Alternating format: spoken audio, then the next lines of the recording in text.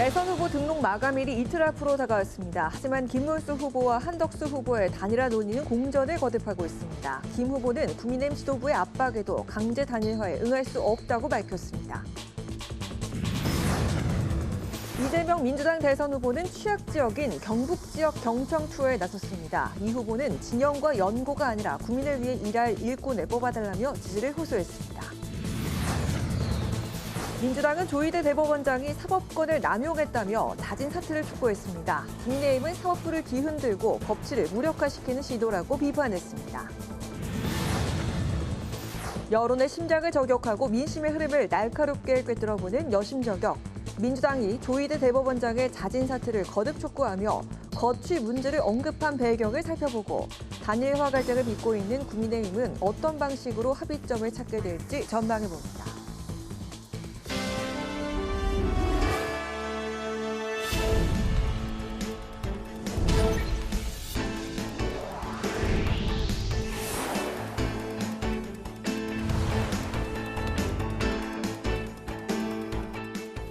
여러분 안녕하십니까? 5월 9일 금요일 국회 라이브 6 시작하겠습니다. 국민의힘 단일화 갈등이 정점을 찍은 하루였습니다. 의원총회에 참여한 김문수 후보는 지도부의 단일화 압박을 비판하며 대선 완주 의사를 밝혔지만 실망스럽다는 지도부 반응에 의 총장을 퇴장했습니다. 양측의 격렬한 대치 속에 법원이 김 후보 측이 제기한 가처분 신청을 기각하면서 당의 단일화 압박은 더욱 거세질 전망입니다. 취재기자 연결해 자세한 상황 알아보겠습니다. 이소희 기자. 네, 오늘 하루 국민의힘 지도부와 김문수 후보 간의 갈등이 극에 달했습니다. 대선 후보 선출 6일 만에 국민의힘 의원총회에 처음으로 참석한 김문수 후보, 당 지도부를 향해 작심 발언을 쏟아냈습니다. 김 후보는 지도부가 당에 입당도 하지 않은 무소속 한덕수 후보를 대통령 후보로 만들기 위해 단일화 압박을 해왔다며 이를 응할 수 없다고 밝혔습니다. 대선 완주의 의지도 함께 강조했습니다. 하지만 곧바로 이어진 지도부의 반응은 싸늘했습니다. 권영세 비대위원장은 김 후보의 발언이 실망스럽고 의원들의 기대와 완전히 동떨어진 발언이라고 답했는데요. 갈등이 극에 달한 두 사람 모두 곧바로 의 총장을 퇴장했습니다. 극한의 갈등 속에 김 후보 측이 제기한 가처분 신청을 법원이 방금 전에 기각하기로 했습니다. 가처분 기각에 당 지도부가 예고한 단일화 작업은 그대로 진행될 가능성이 커졌습니다. 법원은 대선 후보 지위 확인과 전국위원회 소집 효력 정지 가처분 신청 두 건을 모두 기각했는데요. 지도부는 가처분 기각을 근거로 당장 내일 전국위원회를 열어 한덕수 후보와의 단일화 작업에 착수할 것으로 전망됩니다.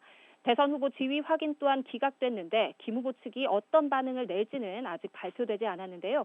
다만 지도부가 두 후보를 대상으로 실시했던 단일화 선호도 여론조사 결과가 공직선거법에 따라 공표하지 못할 것으로 보여 양측의 단일화 갈등은 파국으로 치달을 것으로 보입니다. 한편 한덕수 후보도 오늘 여러 방송에 출연해 김 후보를 압박했습니다. 한 후보는 22번이나 본인과 단일화하겠다고 말했던 건 김 후보라며 11일까지 단일화 희망을 버리지 않을 것이라고 밝혔습니다. 국회방송 이소희입니다. 이재명 더불어민주당 대선 후보는 보수 지지세가 강한 경북을 돌며 표심 잡기에 집중했습니다. 진영과 연고가 아니라 국민을 위해 일할 일꾼을 뽑아야 하지 않겠냐고 목소리를 높였습니다. 김동희 기자입니다. 오는 12일 공식 선거운동 전 마지막 경청 투어에 나선 이재명 후보. 민주당 세가 약한 영남 지역 주민 목소리를 들으며 외연 확장에 공을 들였습니다. 경북 경주와 영천을 시작으로 칠곡, 김천, 성주, 고령까지 이번에도 지역 소도시를 찾았습니다. 이 후보는 투표는 총알보다 강하다며 투표 참여를 호소했습니다. 새로운 나라로, 희망 넘치는 나라로, 국민이 주인으로 존중받는 오로지 국민만을 위한 나라 만들어 주시겠죠? 10월에 열리는 경주 에이펙을 국회 차원에서도 잘 챙기기로 했다며 지역 경제를 살려내겠다는 의지도 강조했습니다. 이 후보는 대통령 선거는 왕이나 지배자를 뽑는 게 아니라 충직하고 유능한 일꾼을 뽑는 선거라고 목소리를 높였습니다. 빨간색인지 파란색인지 중요하지 않다면서 나와 가족의 더 나은 미래를 위해 누가 더 애쓸 인물인지 고민해달라고 호소했습니다. 카더라 누가 가짜 뉴스로 만들어서 엉터리로 가르쳐준다고 거기에 넘어가지 말고 내 운명을 결정할 그 도구를 잘 고르십시오. 똥막대기인지 정말로 호미인지 잘 골라야 되지 않습니까? 이 후보는 내일도 경남 창녕과 하동 등을 돌며 지역 민심에 귀 기울일 계획입니다. 특히 경남 진주에서 문형배 전 헌법재판소장 권한대행의 은사로 알려진 김장하 선생을 만나 국민 모두가 행복한 나라를 만들기 위한 고견을 경청할 예정입니다. 국회 방송 김동희입니다. 더불어민주당이 어제에 이어 오늘도 조희대 대법원장의 자진 사퇴를 촉구했습니다. 국민의힘은 민주당을 향해 사법부를 흔들고 법치를 무력화하려는 시도라고 목소리를 높였습니다. 한규미 기자가 보도합니다.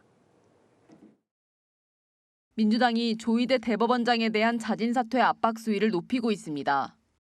박찬대 민주당 상임총괄 선대위원장은 조 대법원장의 자진 사퇴가 양심적인 법관의 신뢰를 회복하기 위한 최소한의 도리라고 강조했습니다.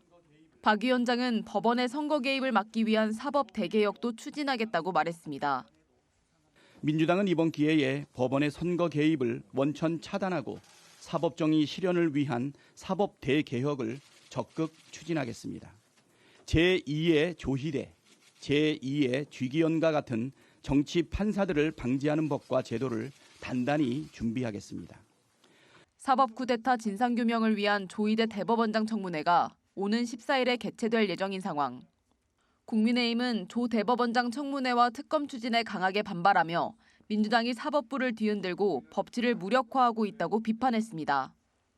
있는 죄를 덮으려는 방탄 시도를 넘어 사법부를 뒤흔들고 법치를 무력화시켜서라도 죄를 없애보려는 간악함입니다.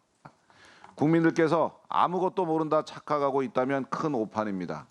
국민들께서는 이미 모든 진실을 알고 계시며 똑똑히 기억할 것입니다. 국민의힘은 협박으로 재판을 농락하는 수준이라며 범죄자에게 국정 운영과 나라의 미래를 맡길 수 없다고 주장했습니다. 또 민주당이 아동수당과 구직활동 지원금 확대, 지역화폐 활성화, 그리고 양곡관리법 등 막대한 예산이 드는 포퓰리즘 공약을 집권을 위해 남발하고 있다고 비난했습니다. 국회 방송 한규미입니다. 21대 대통령 선거가 25일 앞으로 다가왔습니다. 이번 주말 선관위는 최종 대선에 오를 후보 등록을 마감하고 다음 주부터 선거운동이 시작되면 대선 열기는 더 뜨거워질 것으로 보이는데요. 대선 관련 남은 일정을 장정현 기자가 살펴봤습니다. 중앙선거관리위원회가 내일과 모레 이틀 동안 21대 대통령 선거에 나설 후보 등록을 신청받습니다. 대선에 사용할 투표용지는 오는 25일부터 인쇄에 들어갑니다. 따라서 후보 등록을 마친 뒤에는 단일화가 성사되더라도 24일까지 발생한 후보자의 사퇴 등이 투표용지에 표기됩니다. 20일부터는 국외에 거주하거나 체류 중인 국민을 대상으로 재외투표가 시작되면서 재외투표 이후 단일화가 이뤄지면 사표 발생이 불가피해집니다. 대선 후보 단일화 작업 시점이 중요한 이유입니다.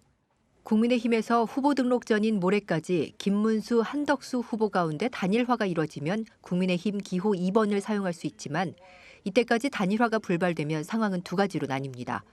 11일 이후 단일화 후보로 김문수 후보가 결정되면 국민의힘 후보로 나설 수 있지만 한덕수 후보의 경우에는 무소속이나 다른 정당 후보로 활동해야 합니다.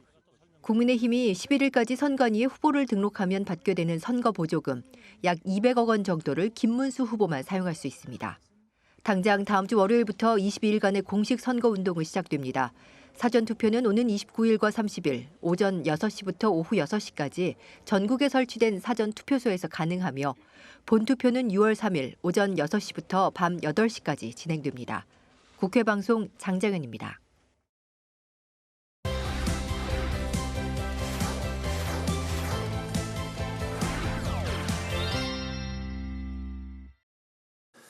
네, 주간 이슈픽 국회 방송의 김동길 기자와 함께 하겠습니다. 먼저 첫 번째 이슈픽 살펴보도록 하겠습니다. 어서 오십시오, 김 기자. 안녕하세요. 네, 바로 들어가 볼까요?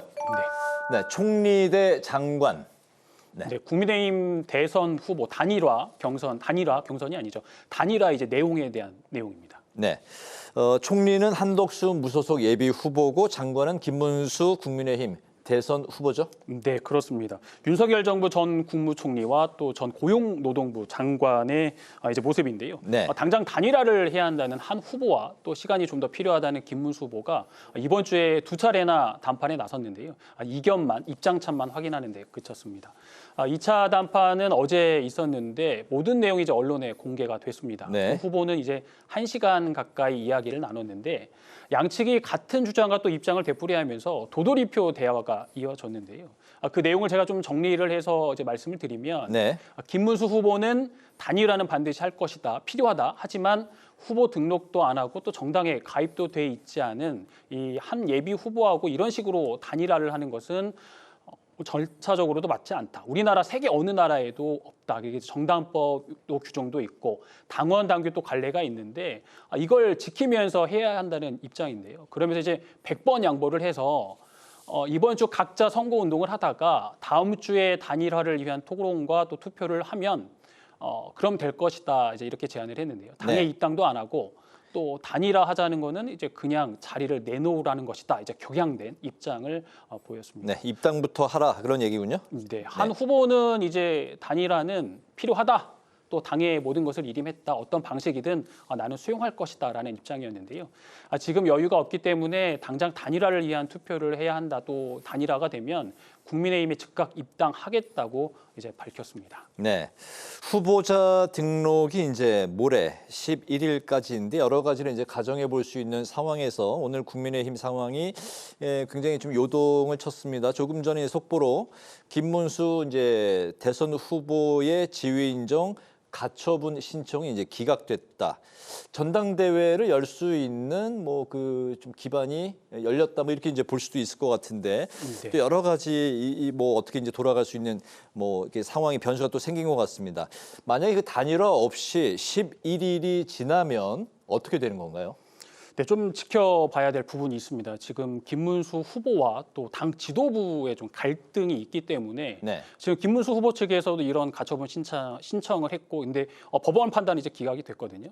그래서 아마 지금 원내 지도부 회의가 소집이 됐고, 네. 이제 지도부의 결정에 따라 결정이 되는데 우리는 이거를 조금 뒤로 제쳐두고 일단 현재의 상황으로 보면 네. 좀 그 11일이 후보 등록 마감일입니다. 이 후보 등록 전까지 단일화가 안 된다면 한덕수 후보 같은 경우는 네. 나는 후보 등록을 하지 않겠다. 이런 입장이었거든요. 네. 그렇게 되면은 이제 자연스럽게 김문수 후보가 대선 후보로 이제 나서게 되는 것이고, 그런데 만약에 입장을 바꿔서 한 후보가 일단 이제 후보 등록을 하게 된다. 이렇게 되면 네.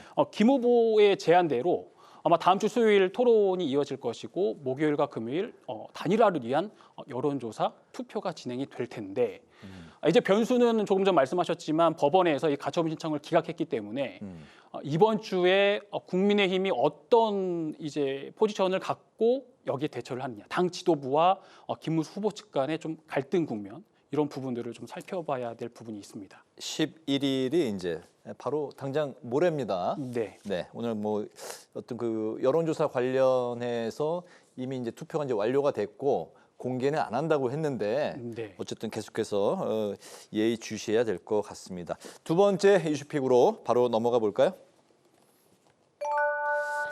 이재명 재판 대선 이후.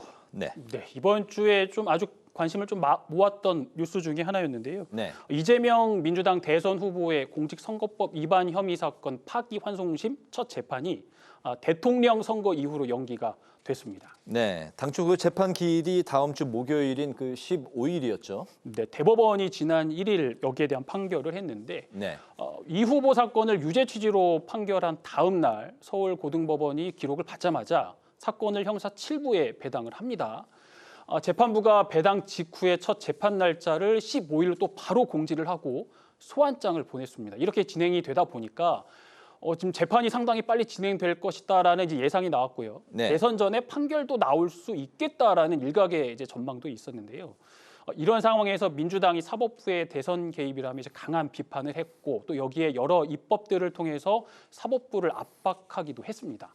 이 후보 측이요, 연휴가 끝나자마자 공판기일 변경 신청을 했는데 또 여기서 좀 예상을 좀 깨는 좀 재판부가 예상을 깨고 곧바로 바로 이제 첫 공판 날짜를 네. 대선 이후인 6월 18일로 연기를 했습니다. 재판부가 여기에 대한 설명도 했는데 대통령 후보인 피고인에게 균등한 선거운동의 기회를 보장하고 재판의 공정성 논란을 없애기 위해 재판 기일을 대통령 선거일 후로 변경했다고 설명을 했습니다. 이어서 대장동 사건도 대선 이후로 미뤄졌는데요. 당초 이 사건 재판은 오는 13일과 27일로 이제 선거운동 기간에 예정돼 있었는데 이 후보 측에서 기일 변경 신청을 했고요. 재판부가 다음 달 24일, 그러니까 대선 이후로 역시 연기를 했습니다. 네, 알겠습니다. 마지막 세 번째 이슈픽은 우리 같이 정면을 바라보면서 한번 봐볼까요? 네, 다회용 컵이네요. 네, 세 번째 이슈픽은 좀 국회 사무처 픽으로 정해봤습니다. 네, 그렇군요. 네. 예. 친환경 국회 실천, 그 실천 중에 하나가 이제 다회용기. 국회 경내에 있는 카페에서 네. 종이컵을 사용하지 않고 이제 5월부터 다회용 컵이 전면적으로 도입이 됐습니다. 22대 국회 우원식 국회의장이요 강조하고 있는 것 중에 하나가 기후 위기 국회입니다. 그 실천 중에 하나가 또 다회용 컵 사용인데요. 지난해 11월이었죠. 벌써 시간이 많이 지났는데 네. 국회 도서관에 있는 카페에 처음 시작이 됐고요. 그리고 나서 당시 우 의장이 직접 음료를 제공을 하면서 2026년까지 국회 내 카페 다회용 컵 사용 시스템을 전면적으로 도입하겠다고 발표를 했는데 네. 올해 5월부터 그러니까 훨씬 앞당겨서 전면적으로 시행에 들어간 겁니다. 네, 전 뉴스를 저희 이제 국회 방송 라이브 6에서도 소개를 해드렸는데 벌써 이제 6개월이 흘렀네요. 네, 시간이 참 빨리 가는데 신앵커 국회 내 카페가 몇 개나 되는지 아시겠습니까? 저희가 간 거는 이제 여기 국회 도서관, 네. 거기 1층의 카페, 그리고 이제 의원회관 그 카페 뭐 2군데 정도 갔는데 몇 개가 있나요? 네, 이번에 이제 차근차근 세 보니까 네. 국회 내 총 8개의 카페가 있습니다. 본관, 또 국회 박물관, 소통관, 뭐 의원회관 다 해서 꽤 많네요. 그러니까 이제 국회 직원들과 방문객들이 많이 이용을 하는데 여기서 나오는 이제 컵도 종이컵도 아마 양이 엄청났을 텐데 그렇겠네요. 이 부분을 다회용 컵으로 전면적으로 이제 바꾸게 된 겁니다. 네. 이를 위해서요 다회용 컵 회수함도 건물 곳곳에 120대가 이번에 총 설치가 됐습니다. 사진을 보면 여기도 있고 저기도 있고 제가 좀 다녀봤는데 제가 눈에 띄는 곳에 이제 많이 설치가 돼 있고요. 네. 또 여기에는 탄소 중립 포인트. 회수함에 가보면 적립할 수 있는 방법도 설명이 돼 있고 할 수 있는 시스템도 돼 있는데요. 네. 이거 이제 용기를 반납을 하게 되면 300원의 포인트가 적립이 됩니다.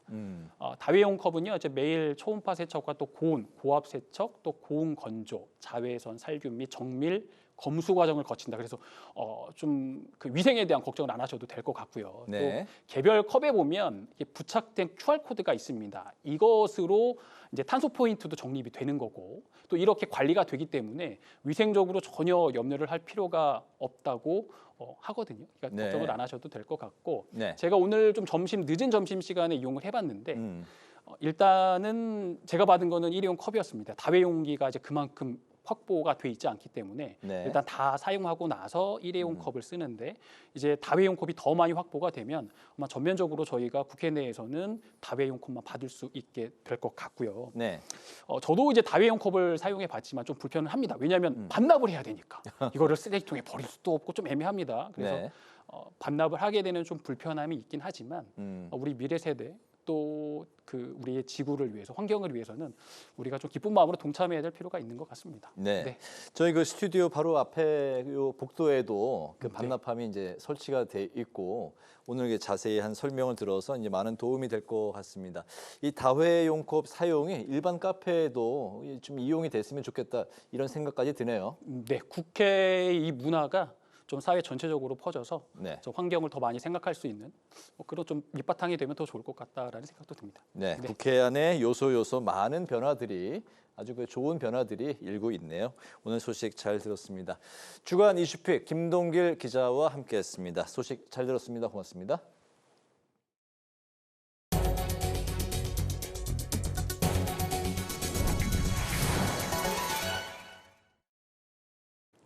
더불어민주당과 진보당이 대선 후보 단일화에 합의했습니다. 김재현 진보당 대선 후보는 내란 세력에 맞서 싸우겠다 의지를 밝히면서 사퇴하고 이재명 후보를 지지하겠다고 선언했습니다. 민주당은 김재현 후보의 용기 있는 결단에 감사의 뜻을 전하고 압도적 정권 교체와 대선 승리를 반드시 이뤄내겠다고 밝혔습니다. 더불어민주당이 이재명 대선 후보의 선거 비용을 마련할 350억 원 규모의 펀드를 조성 중이라고 밝혔습니다. 조승래 민주당 대변인은 선거 비용의 안정적인 조달과 대선 운동을 시민들과 함께한다는 의미에서 시민 참여를 통한 펀드를 조성해 선거 캠페인을 진행할 예정이라고 설명했습니다. 그러면서 20일이나 21일에 펀딩을 개시할 예정이라고 덧붙였습니다. 국민의힘이 오는 9월 예금자 보호한도 상향 조정을 앞두고 정부의 철저한 준비를 당부했습니다. 김상훈 정책위 의장은 금융위원회가 예금자 보호한도 1억 원 인상 시행을 본격적으로 착수했다고 밝혔습니다. 김 정책위 의장은 국민의힘이 지난 총선 때 약속한 예금자 보호한도 인상 조치를 국민이 체감할 수 있도록 정부가 세심하고 철저하게 준비해야 한다고 강조했습니다. 노후화된 KTX의 교체 비용 일부를 정부가 지원하는 내용의 철도산업발전 기본법 개정안이 발의됐습니다. 법안은 노후 철도 차량을 교체할 경우 국가가 소요자금의 일부를 지원할 수 있도록 하는 내용을 담고 있으며 민주당과 국민의힘 그리고 조국혁신당 등 56명의 의원들이 공동으로 발의했습니다. 현재 우리나라에서 운영하고 있는 고속철도 차량의 절반 이상은 20년 이상 된 노후 철도 차량입니다.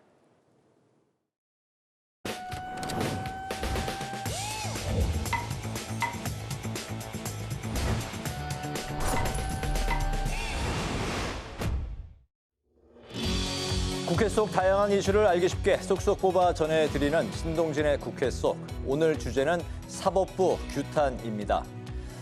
이재명 민주당 대선 후보의 공직선거법 사건 파기환송심이 연기되면서 사법 리스크는 일단락됐지만 민주당의 사법부를 향한 강공 모드는 여전한 상황인데요. 조희대 대법원장에 대한 사퇴 촉구를 비롯해 오는 14일 청문회도 앞두고 있습니다. 사법부의 정치 개입을 좌시할 수 없다는 명분 속에 계속되고 있는 민주당의 사법부를 향한 규탄 행보, 화면으로 만나보시죠.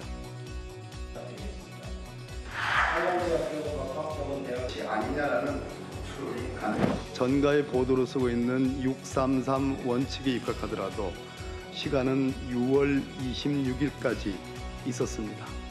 그럼에도 불구하고 36일 만에 전격적인 정말 번갯불에 콩 구워 먹는 그런 재판을 했습니다. 재판의 공정성에 대한 엄청난 시비를 대법원 전합체는 예측하지 못한 것입니까? 파기환송 판결은 한마디로 사법 쿠데타였습니다. 사법부와 검찰 세력이 기득권의 편에 서서 국민을 배신한 채 영구 집권의 문을 열려고 했던 거대한 음모가 보인다. 박선배 법무장 재판 중인 사건은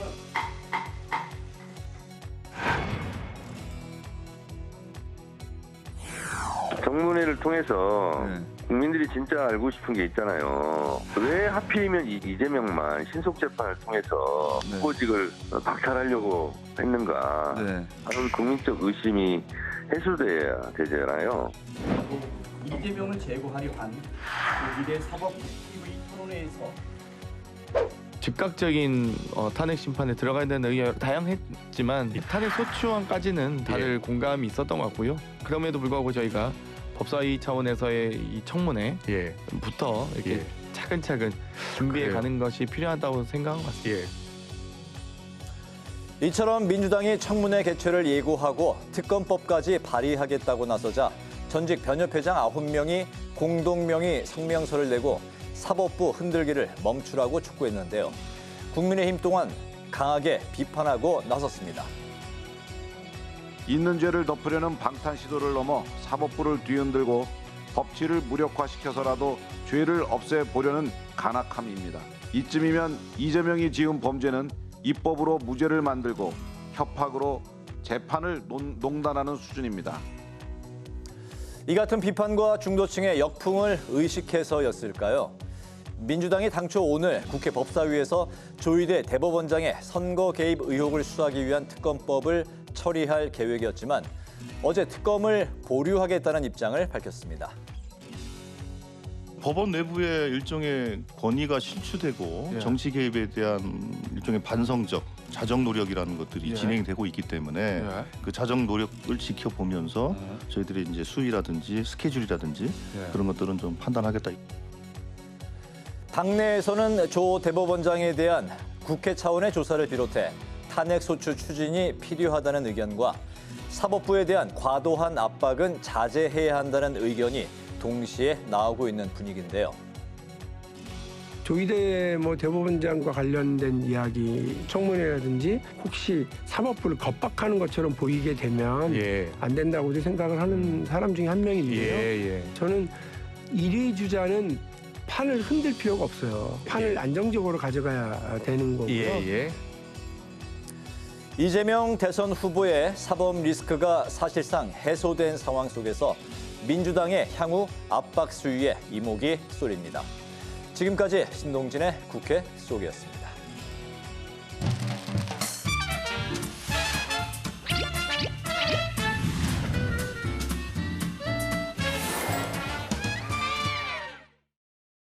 네, 정치권 이슈와 정책 분석을 통해서 여론의 심장을 저격하고 민심의 흐름을 날카롭게 꿰뚫어봅니다. 여심 저격. 정은혜 전 더불어민주당 의원, 김혜란 전 국민의힘 대변인 두 분 모셨습니다. 반갑습니다. 네, 자, 오늘 먼저 다뤄볼 주제부터 들어가 보도록 하겠습니다. 김문수 후보가 대통령 후보자 지위를 인정을 해달라면서 낸 가처분 신청을 법원이 받아들이지 않았습니다. 아울러 전당대회 개최를 금지해달라는 가처분 신청 또한 기각이 됐는데요. 법원이 국민의힘 지도부 손을 과연 들어준 걸지 앞으로의 상황을 좀 전망 들어보도록 하겠습니다. 먼저 김혜란 전 대변인 생각 어떻습니까? 네, 지금 딱히 지도부의 손을 들어서 앞으로 후보 교체가 자유로워졌다 이렇게까지 판단할 수는 없습니다. 네. 왜냐하면 지금 가처분을 인정하기 위해서는 여러 가지 요건들이 있는데 특히 중요한 것이 이제 보전의 필요성이라고 해서 이제 이 가처분을 인정하지 않으면 현저한 손해가 우려되거나 급박한 위험이 있다 이런 것들에 대한 조건이 따로 필요합니다. 그런데 그 부분에 대한 소명이 없었을 수도 있고 그런 것들을 입증하기 위해서는 사실 증거 같은 게 필요한데 지금 워낙 빠른 시간 안에 이렇게 신청을 하다 보니까 그런 자료가 준비가 안 돼 있을 수도 있고 또 하나의 가능성은 법원 입장에서 이런 정당 활동의 폭넓은 자유를 인정해서 이렇게 하나하나 개입해서 전당대회는 열지 말아라 아니면 후보 교체는 앞으로 어떤 경우에도 금지된다라는 식의 이런 개입을 하지 않고 사법부가 자제했다고 볼 수도 있습니다. 어느 경우에 해당하던지 간에 그 이후에 그렇다고 해서 이 당원 당규에 의하지 않고 또 관련 법규에 의하지 않고 마음대로 기존에 이제 뽑혀 있는 경선 당선자를 제외하고 다른 후보로 자유롭게 교체할 수 있다라는 의미는 아니라고 다시 한번 말씀드리고 싶습니다. 중대한 이유가 없다라는 그런 의미에서 기각의 판결이 났다라고 말씀하셨는데 애초에 국민의힘 측에서 지도부 측에서 가처분 신청 결과가 인용이 될 경우에는 우리는 김문수 후보로 간다 이런 입장을 발표했었습니다. 그렇기 때문에 이 결과가 김문수 후보 측에선 좀 아쉬운 결과일 것 같습니다. 앞으로의 좀 상황 전망을 좀 해본다면요. 네, 그래서 당장 이제 오늘 저녁 8시에 의총을 다시 또 소집을 했다고 이제 보도에 나왔는데요. 아마 후보 교체가 가능한 어떤 다른 추가 절차가 있을 거라고 생각이 됩니다. 그리고 또 그것이 위법은 아니니까 절차가 가능하긴 하겠고 지금 전국위와 또 전당대회가 그래서 이미 소집이 된 거죠. 그렇지만 아무 이유 없이 예를 들어서 어떤 경선 절차를 대체할 수 있는 정도의 그런 어떤 절차가 있지 않았는데 다른 사람을 후보로 해서 전국이나 전당대회로 후보를 교체하는 것까지는 좀 힘들지 않을까라는 생각입니다. 네, 알겠습니다. 지금 이 상황을 민주당 측에서 바라보는 시각은 어떨까요? 네, 너무 상식적으로 이해가 되지 않아서 제가 요즘 우프다 이런 표현을 많이 쓰고 있는데요. 우참이라는 얘기도 민주당 측에서 나오고 있더라고요. 네, 맞습니다. 이게 저희가 웃어야 할지 울어야 할지 이렇게 잘 모르겠는 상황인데요. 일단은 국민의힘이 참으로 좀 흥미로운 실험을 하고 있다. 당의 자당 후보를 제가 보기에는 분명히 정당한 후보로 선출이 되었거든요. 특히 김문수 후보 같은 경우는 벌써 이 선거를 위해서 3억이나 냈다고 합니다. 네, 그래서 토너먼트식으로 8강, 4강, 2강까지 해서 이렇게 올라간 건데 그 정당한 절차를 거쳐서 나온 후보가 좋든 싫든 그 당의 후보라고 저는 생각을 합니다. 민주주의라는 것은 그 룰을 지키는 자가 존중받아야 되는 사회죠. 하지만 지금 국민의힘이 보여주는 것은 정당 민주화가 아니라 저는 정당 사유화라고 보여집니다. 특히 지도부들은 본인의 입맛에 맞는 후보를 선출하기 위해서 지금 이런 뭐 룰까지 변경을 하고 푸시하고 기존의 그 당선된 후보를 압박하고 있는 상황인데요. 김문수 후보가 그 당선이 되자마자 정식적인 정당이라면요. 제가 정당 생활을 오래 해서 보면은 그 후보가 지금 당선이 토요일에 되지 않았습니까? 네. 아마도 토요일 저녁에 바로 의총을 하고 또 당선증을 수여하고 그리고 뭐 지금 언론에서도 많이 나오지만 백드롭 같은 것도 바꾸고요. 모두가 김문수 후보 체제로 변경을 한 다음에 네. 아마도 적어도 토요일, 일요일 정도는 그 허니문 기간이라고 하죠. 그런 세레모니를 하고 나서 아마 월요일부터 정당하게 논의를 했다면 김문수 후보도 그 서운함이 덜했을 거라고 생각을 합니다. 하지만 그런 절차 없이 후보 기간 중에 단일화를 직시하겠다고 하지 않았느냐라고 지도부가 요구를 하면서 당선이 된 지 3시간 만에 단일화를 요구를 했다고 합니다. 네. 이런 상황에서는 본인도 인정을 할 수가 없겠죠. 하지만 오늘 저는 법원의 기각도 조금 이해가 되지는 않고요.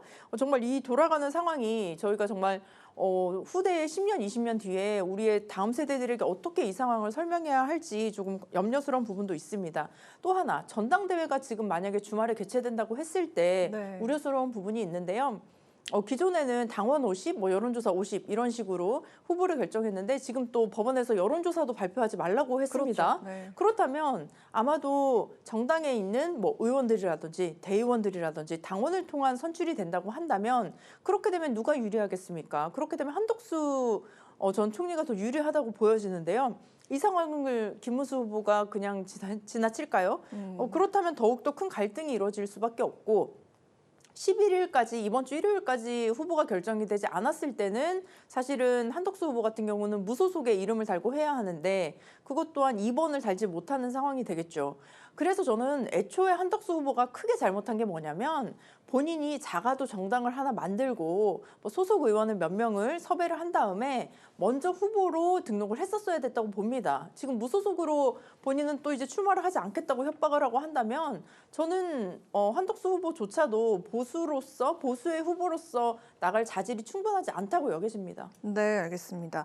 자, 그리고 곧 열릴 의총 이전에 오늘 드디어 의총이 열렸습니다. 국민의힘 의원총회에서 처음에는 김문수 후보가 하트를 그리면서 좀 화기애애한 분위기로 시작하는가 싶더니 마지막엔 파국을 맞은 것 같은 그런 분위기로 연출이 됐었는데 김문수 대선 후보와 지도부가 결국 설전을 벌였습니다. 김문수 후보는 강제 단일화 시도는 불법이며 응할 수 없다라고 밝힌 뒤 퇴장을 했고요. 지도부는 실망스럽다면서 불쾌감을 드러냈습니다. 오늘 의총 상황 어떻게 보셨는지 김혜란 전 대변인 들어보도록 하겠습니다. 네, 그래도 역시 좀 관록의 정치인 다 왔다는 생각은 들었습니다. 김문수 후보가요? 예, 네. 지금 이렇게 단일화가 힘들어지고 양쪽 그 갈등이 극단적으로 지금 치닫고 있는 상황인 걸 다 알고 있었음에도 불구하고 서로 뭐 꽃다발 주고 네. 하트도 그리시고 하셨어요. 네. 그리고 나서는 분위기가 좋아서 막 박수도 받고 했는데 그 자리에서 바로 직격했습니다. 네. 지금 무소속 후보를 우리 당 대통령 후보로 만들기 위해서 온갖 불법 부당한 수단을 동원했다. 당원 당규 위반이고 민주적 질서를 파괴하는 반민주적 행위 즉각 중단하라 이렇게 말하면서 이제 내가 직접 나가서 이기겠다, 승리하겠다 네. 이러면서 단일화를 거부하는 표시를 그 자리에서 했거든요. 근데 그리고 나서 또 할 말만 하고 퇴장을 해버렸습니다. 사실 막 만류를 하는데도. 근데 사실 이제 연세가 있으시고 또 워낙에 또 이제 그 경력이 있으신 우리 당의 또 그 원로 정치인이기 때문에 다들 뭐 물병을 던진다든지 막 이렇게 뭐 험한 말을 한다든지 이런 거는 못하고 그냥 이제 다들 그냥 보낼 수밖에 없었어요. 네. 그런데 사실 그래서 이런 어떤 기싸움에서는 좀 승기를 잡은 것 같았습니다. 네. 네. 좀 거기다- 주도권을 가져왔다 이 정도로 좀 네네. 해석을 하면 될까요? 왜냐하면 지금 당 지도부에서 지금 바꾸겠다고 하는 게 그 당무 우선권에 또 그 특례 조항으로 되어 있는 74조 2항에 또 이런 그 후보 선출에 대한 모든 규정에도 불구하고 그 당 선관위와 또 최고위원 회의에서 뭔가 그 후보 절차에 대한 뭔가를 바꿀 수 있다라는 그 상당한 이유가 있을 경우에 이런 특례 조항을 지금 얘기를 하려고 하는데요.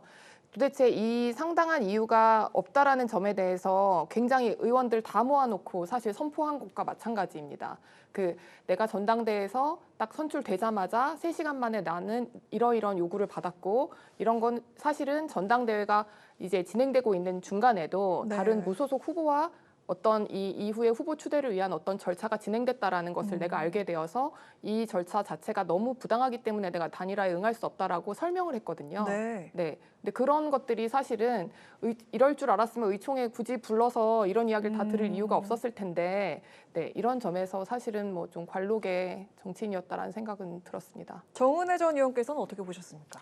네, 저는 그 한덕수, 김문수 후보를 두고 처음에는 무슨 잘못된 만남인가 아니면 밀당을 하고 있나 뭐 이런 그냥 가벼운 생각을 하고 있었는데 오늘 저는 의총에서의 결과를 놓고 봤을 때는 이건 단순한 갈등이 아니라 지도력을 상실한 정당의 민낯이다. 라는 생각을 했습니다. 이미 경선을 통해 선출된 후보가 있었고 이거를 며칠 만에 바꾸겠다고 하고 그 후보는 또 의총에 나와서 본인이 돼야 한다는 것들을 또 설명을 하는 것 자체가 정당 민주주의의 기본 질서조차 무너뜨린 것이다. 그리고 심각한 것은 이러한 내용이 지도부의 리더십 또한 위기인 것이다. 라는 생각이 듭니다.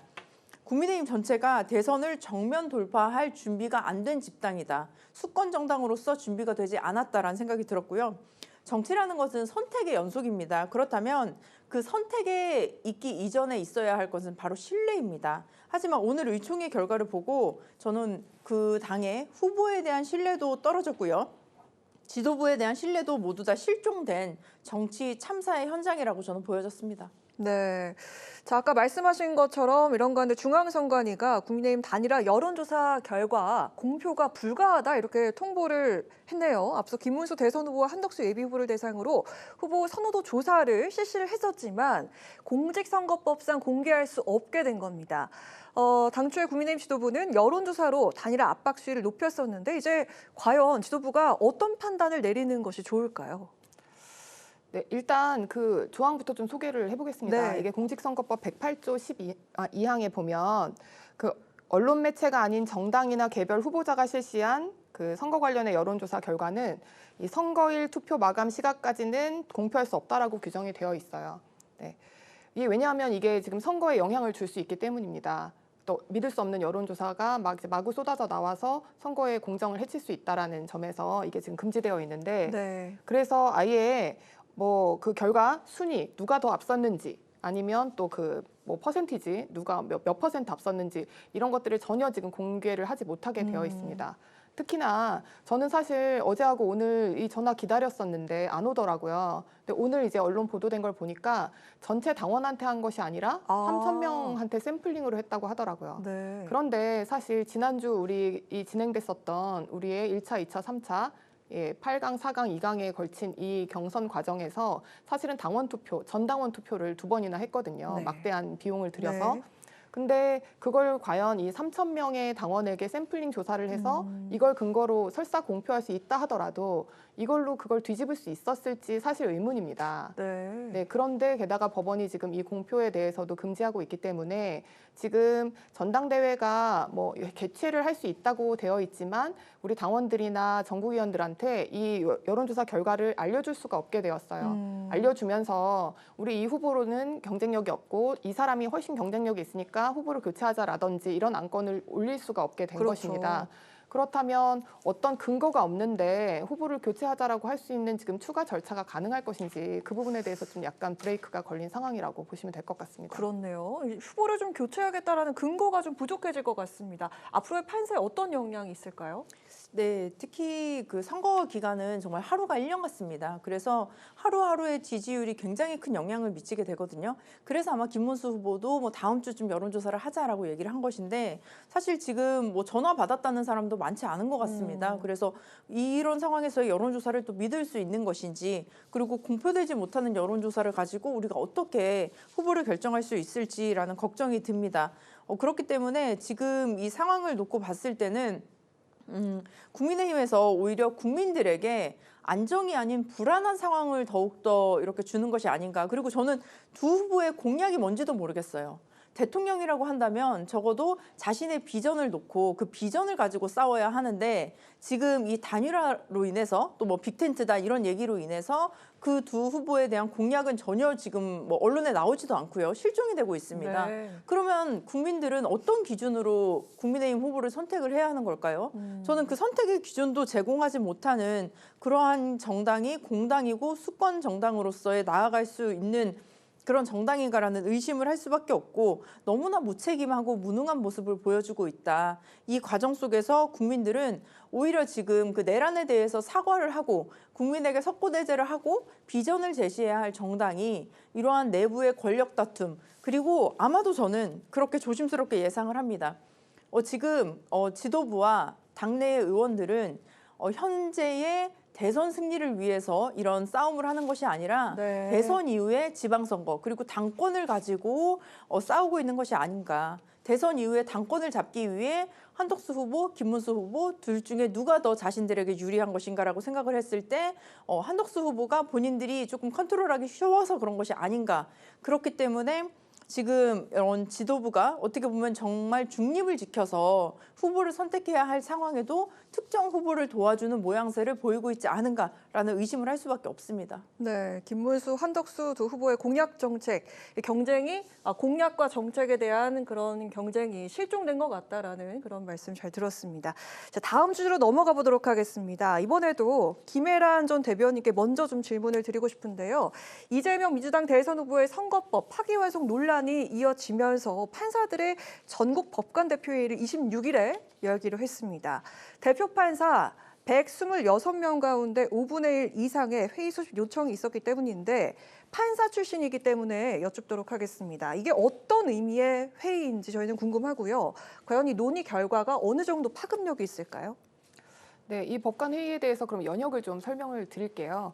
이게 2003년도에 대법관 제청 관행과 관련해서 그 대법관 임명 제청에 관한 어떤 절차가 있음에도 불구하고 그 관행에 따라서 서열 1, 2, 3위를 제청한다든지 아니면 또 신영철 전 대법관 관련해서 사건을 이른바 촛불 사건 이런 것들에 대해서 이제 그 법원 행정처에서 배당권을 남용해서 일부 원하는 법관에게 배당을 한다든지 이런 그 법원 행정권의 남용 또 인사권, 임명 제청권 이런 것들에 대해서 그것으로 인하여 법관을 뭔가 길들이고 법관의 어떤 재판의 독립을 침해할 우려가 여러 번 제기가 됐었습니다. 그래서 그럴 때마다 굉장히 비정기적으로 전국 판사들과의 대화 이런 식으로 열리다가 이제 양승태 전 대법원장 재임 당시에 법원 행정처가 이런 일선의 판사들에 대한 블랙리스트를 작성했다 이런 의혹이 있은 이후에 네네. 이 부분에 대해서는 대법원장의 이런 제왕적인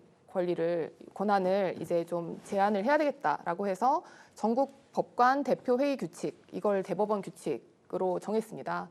그래서 이제 정기적으로 1년에 2번씩 이제 대법원의 법원의 전국 법원의 그 대표 법관 회의가 열리고 있는데 지금 이 사건 이후에 지금 임시회의 소집이 된 것입니다. 네. 지금 사실 이 소집에 반대하는 판사들도 많았어요. 제가 이 연역을 설명드린 이유는 그겁니다. 여태까지는 판사들이 재판을 하는 데 있어서 그 독립성을 침해할 만한 어떤 그런 것들 그것이 법원의 행정 또 어떤 인사권 이런 것들로 인해서 법관의 재판의 독립을 침해할 우려에 의해서 만들어진 이 회의가 이게 본질입니다.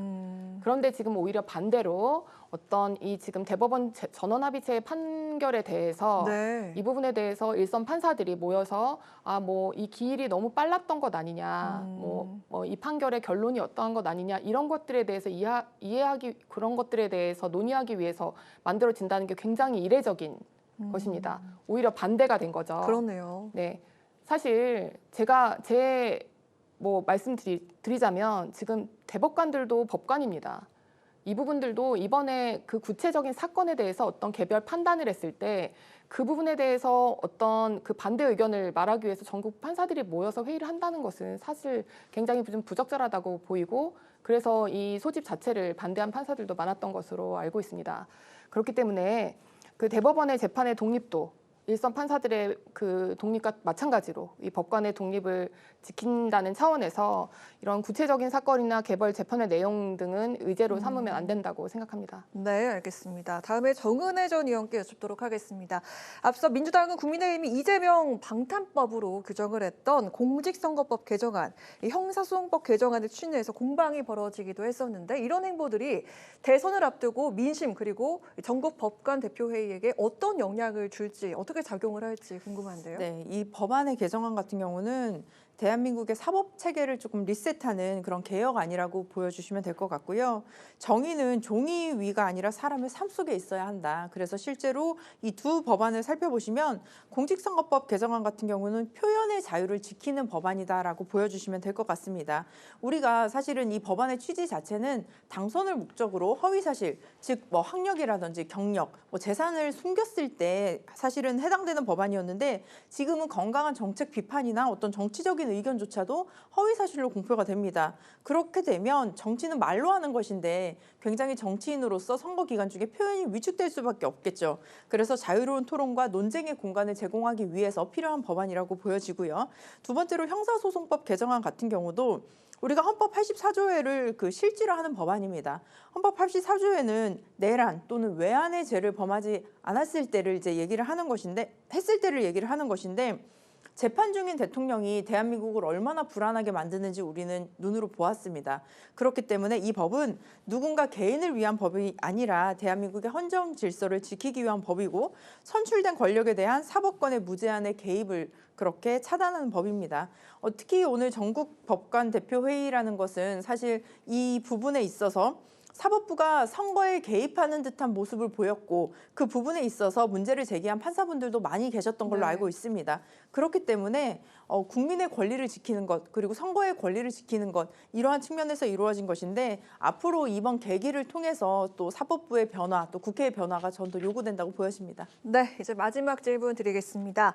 민주당은 오늘 조희대 대법원장의 자진 사퇴를 재차 촉구를 했습니다. 사퇴하지 않으면 보류했던 탄핵 카드를 다시 꺼낼 수 있다 이렇게 밝혔는데요. 특검법 발의를 유보하면서 민주당이 그동안 수위 조절에 나섰었는데 다시 이 거취 문제를 언급한 건 과연 어떤 의도일지 김혜란 전 대변인께 여쭙도록 하겠습니다. 어떻게 보십니까? 네, 사실 선거를 앞두고 이 지금 어떤 재판 결과가 마음에 들지 않는다고 해서 법관들에 대해서 뭐 탄핵, 특검 이런 것들 하게 되면 중도층 표심에 분명히 영향이 있을 겁니다. 그래서 그걸 두려워서 사실 이 보류를 한 것이죠. 네. 예.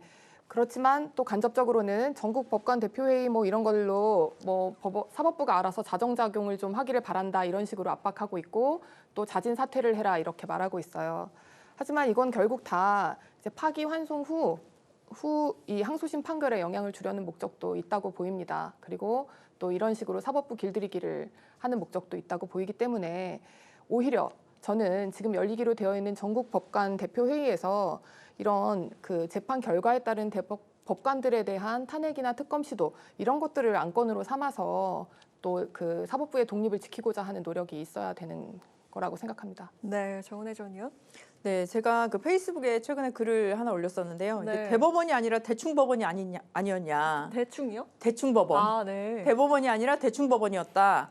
그리고 재판이 아니라 제거를 하기 위한 것이 아니었느냐라는 글을 남겼습니다. 사실은 그 조희대 대법원장 덕분에 저희 더불어민주당이 5월 1일부터 당원 가입자 수가 폭발적으로 늘었습니다. 하루에 5천 명씩 늘어나고 있거든요. 그래서 이런 상황이 벌어지고 또 5월 1일부로 해서 이재명 대통령 후보를 주제로 하는 책들이 지금 베스트셀러의 상위권을 교보문고에서 차지하고 있습니다. 결국 국민의 합니다라는 책은 1위를 기록했고요. 톱 10에 6개의 책이 바로 이재명 대표가 관련된 이제 책들이 지금 팔리고 있습니다. 그 말은 도대체 무엇입니까? 국민은 어떻게 보면 재판의 결과보다는 이재명 후보에 대한 메시지라든지 철학을 더 이해할 수 있게 되었고 그리고 지금 현직 판사들이 앞서 말씀드린 대로 실명을 걸고 사퇴를 요구하고 있는 상황입니다. 법원 내부에서조차 문제를 지금 제기하고 있는 상황인데 고등법원이 밝힌 재판 연기 사유는 균등한 선거운동 기회의 보장이었습니다. 그렇다면 조희대 대법원장과 대법관들이 이를 몰랐을까요? 저는 충분히 이 헌법적 가치를 알고 있었다고 생각합니다. 그럼에도 그러한 판결을 내렸다는 것은 국민의 그 주권을 찬탈하려는 의지가 있었던 것이고 그래서 국민들이 분노를 하고 있는 것이 아닌가라는 생각이 듭니다. 그래서 조희대 대법원장이 법관으로서의 최소한의 양심이라도 정말 남아있다면 스스로의 거취를 결단하는 것이 옳다. 그리고 자신이 무너뜨린 사법부의 신뢰를 자신이 다시 회복을 하는 것이 저희는 그 자진사퇴의 길이다라고 생각하고 있습니다. 네, 알겠습니다. 오늘 여심저격 이렇게 마무리해볼까 하는데요. 저희 여심저격이 일주일에 텀을 두고 시의성 있는 주제들로 이야기를 하게 됩니다. 근데 요즘에 워낙 이슈가 많기 때문에 당일 방금 나온 이슈들로 이야기를 이렇게 하게 되는데 저희가 과연 다음 주엔 어떤 이슈로 이야기를 하게 될지 또 기다려집니다. 저희는 다음 주에 뵙도록 하겠습니다. 지금까지 정은혜 전 더불어민주당 의원, 김혜란 전 국민의힘 대변인과 함께한 여심저격 시간이었습니다. 두 분 고맙습니다. 네, 오늘 국회 라이브 6 여기까지입니다. 시청해주신 여러분 고맙습니다. 편안한 주말 보내십시오.